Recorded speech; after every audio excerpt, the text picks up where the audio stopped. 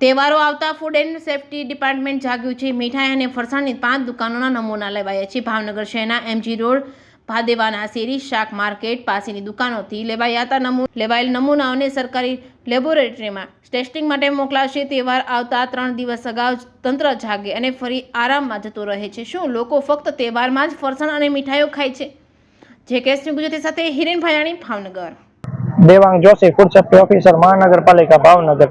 આજરોજ તહેવારોને ધ્યાનમાં રાખીને અમોને મળેલી સૂચના મુજબ ભાવનગર શહેરના અલગ અલગ વિસ્તારમાં મીઠાઈ અને ફરસાણની દુકાનમાંથી ખાદ્ય ચીજોના નમૂના લેવાનું જણાવતા અમોએ અત્યાર સુધીમાં કુલ 5 અલગ અલગ દુકાનમાંથી 7 ખાણીપીણીના નમૂના લીધેલ છે, જેમાં 4 મીઠાઈના અને 3 ફરસાણના નમૂના લેવાની કામગીરી હાથ ધરાયેલ છે। હજી આજનો દિવસ આખો દિવસ ટ્રાયલ સોંપેલી હતી, કામગીરી ચાલુ રહેશે અને તમામ નમૂનાઓને સરકારી પ્રયોગશાળામાં મોકલાવી તેના રિપોર્ટ આવ્યાથી આગળ ધોરણસરની કાર્યવાહી હાથ ધરવામાં આવશે।